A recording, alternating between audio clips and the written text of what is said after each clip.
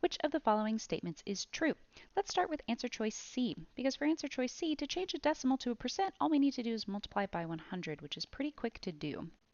We just need to multiply our decimal, or excuse me, move our decimal 2 places to the right, and that will give us 0.4%, which does not equal 4%. So C is incorrect. Next, let's look at answer choice B. The ratio of 8 to 2 is the same as 82%. Here you might be able to tell that this is a bit of a red herring answer choice, where they are trying to bait you into the wrong answer choice. Because if you look at 8 to 2, you may want to think that if you just get rid of that column, or excuse me, if you get rid of that colon, you'll be left with 82%, but that's not how proportional ratios work. Ratios are like fractions, and fractions are like division problems.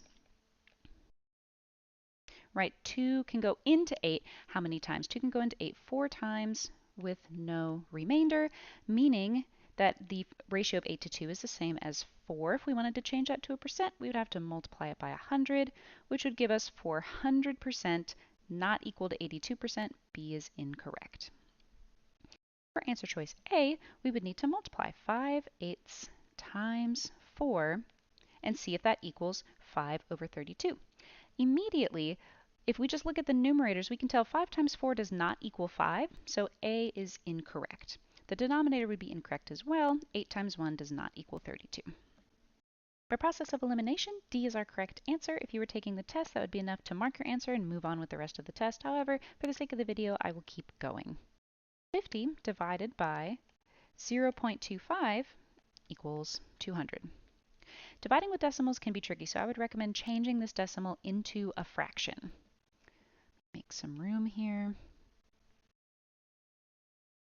Let's change this into a fraction. So 0.25 is the same as 25 cents or 1/4. So we can divide 50 by the equivalent fraction of 1 over 4. That's the same as 0.25. When we're dividing with fractions, we need to multiply our whole number by the reciprocal, or do something called keep, change, flip, where we will keep the first number, change to multiplication, and flip or take the reciprocal of our fraction. And now we can multiply straight across. 50 times 4 and 1 times 1. 1 times 1 will just give us 1. 50 times 4.